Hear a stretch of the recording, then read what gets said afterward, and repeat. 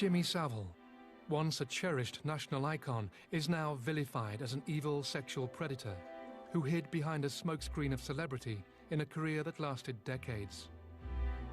After running several nightclubs across the country, Savile began working as a DJ, first at Radio Luxembourg and then, in 1968, joining the BBC. One of his early roles was presenter of a topical radio discussion programme called Speakeasy. He was the presenter. It was another one of Jimmy's PR operations. You know, Jimmy Savile is king, and he certainly was on that programme, as he was on everything he appeared on at the time. And within the BBC, the whole organisation was at his beck and call. Had a huge amount of power. He certainly knew it, and constantly worked on building it round him. In everything in life, he used it to get his own advantage. After the recording of one particular episode of Speakeasy, Dave was offered a lift home by Jimmy Savile. As they approached Leicester, Savile suggested they pull into a service area for a rest. So he suggested he was going to get his head down for an hour, and as it was early evening, I said fine, I'd go into the service area and have a meal. Did just that. Came back after about, three-quarters of an hour to an hour. Tapped on the window of the motorhome to let him know I was here, and lo and behold, two young girls, 14, 15-year-olds, clambered out of the back, looking all scruffy and flustered, followed by Jim. They were scrambling as if they were trying to get away from something. I knew my suspicion, but the fact is that they were running from something. So he didn't say anything. The girls went away. We got back in the motorhome. I said, who were they? Oh, fans, it often happens. But then, total silence. Never said a word. The more and more I thought about it, I thought, I need to tell somebody what my suspicions are. Dave raised the matter with a colleague, but was shocked by the response. They'd had a word with his line manager, who'd said, it's Jimmy Savile. We can't do anything or say anything about that. You know, we both need to keep our jobs. After that, I never watched him on television once. If he came on television, I switched it off. I never watched another Jimmy Savile programme after that. In 1975, Savile began presenting the show that would make him a household name, Jim'll Fix It. The programme was broadcast on Saturday evenings and ran for almost 2 decades. At its peak, the show attracted viewing figures of 15 million, with the production team opening almost 5,000 letters a day. I got letters just bombarding me. There were so many letters, and it was up to me to sift them and give them to Jim for his decision. But it was hard, but there was a lot of letters, and it just grew like Topsy, and that's how it all started. Despite his on-screen persona, Savile's attitude to children was apparently different when the cameras were turned off. He did not like children at all. He tolerated them, but that's about as far as it went for the value of the programme. I think all children should be eaten at birth. That's for sure. He had a set rules, and he knew how far he could go. They might have sat on the arm of the chair, but that's as near as it got. What is apparent now, though, is that this seeming aversion to children was no more than a camouflage to ward off suspicion. A device Savile used throughout his life to stay ahead of the rumours that dogged him. Abusers often are the most credible and charming people that you could meet. They're often very hard-working. They often hold positions within authority, within society of some standing. The other common denominator, of course, is that they are highly dangerous to children and can be highly dangerous when cornered. And I think that, you know, there was a man who clearly could be as charming could be, but also was both highly dangerous, extremely threatening and very intimidating when he needed to be. Well, there's only one thing I can do now, and that's if you cheat down there, Mr. Cameraman, I'll slap a bell of that. Oh, my goodness gracious.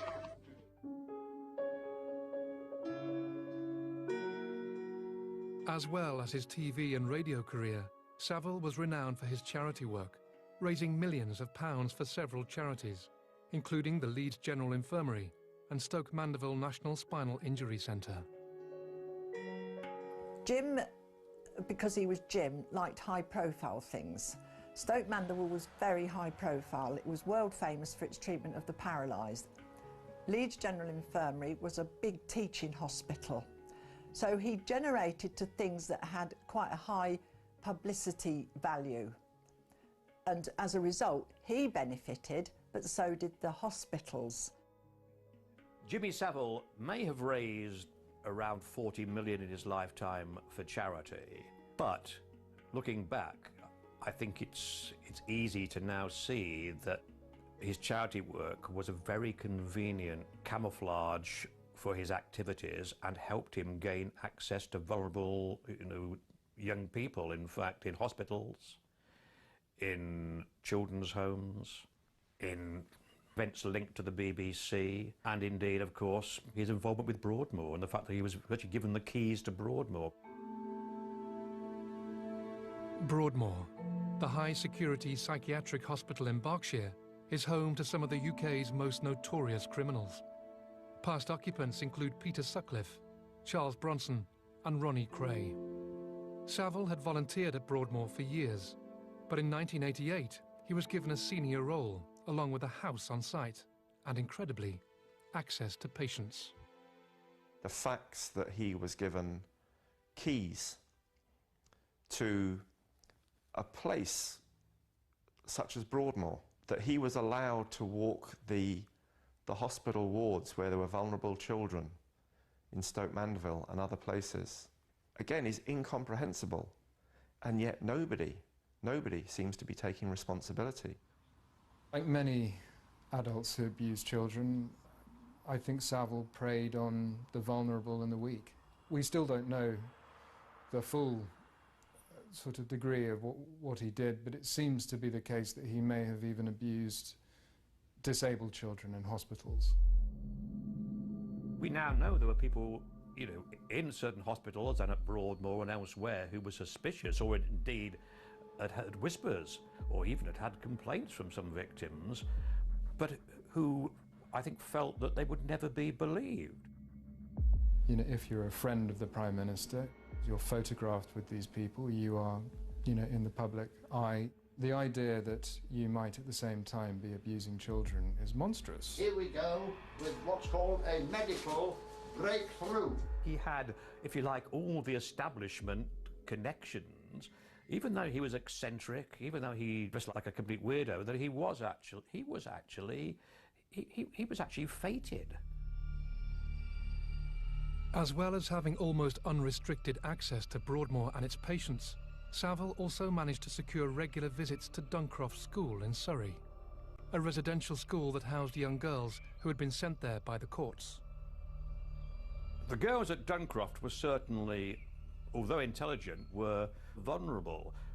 But Savile, I think, also worked on the principle that the mixture of his fame and the fact that he was treating them to things like trips to the BBC or trips out in his Rolls Royce, that this was, if you like, a thrill that that they wouldn't get from their normal lives in effect in an institution.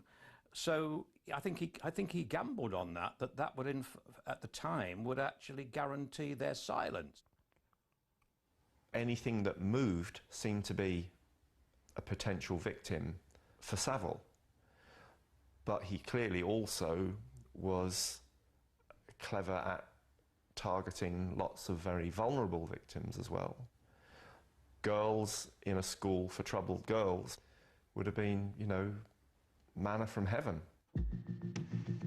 In 1994, two women who had been pupils at Duncroft approached the Sunday Mirror newspaper, alleging that Savile had abused them as teenagers.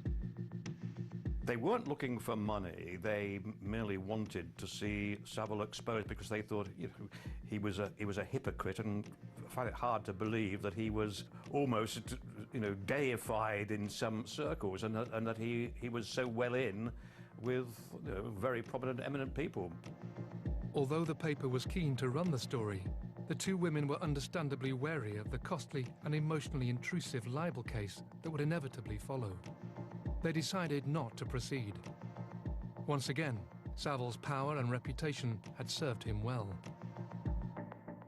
I had no doubt about the veracity of their stories, but they had lost their nerve. In one case, she still had the courage herself, but she didn't want the embarrassment of both her past life coming out or indeed of her being subjected to, you know, to what would have been a merciless cross-examination by a QC for Savile. One had had to tell them that was what was going to happen. The second woman didn't want to be the lone witness, but also said, and I will never forget this because I think reflects a theme that we now know was common among Savile's victims. She said, "Who's going to believe me, an ex-approved school girl, against Jimmy Savile with all his fame, all his money, and being a house guest of Margaret Thatcher at number 10 and Chequers?" And with hindsight, one knew that she was probably right. Although we didn't run the story, some weeks later, I had a phone call from a QC, George Carman, at the time, then the most famous libel QC in Britain. George Carman, QC, was one of the country's leading barristers, acting for both celebrities and national newspapers. To the best of his family's knowledge, he had never formally represented Jimmy Savile. My father spoke to Paul Conn. He was then editor of the Sunday Mirror, and my father had worked with him in terms of giving defamation advice in 5 or 6 different cases, I think. So he knew him reasonably well, and they'd also socialised a bit.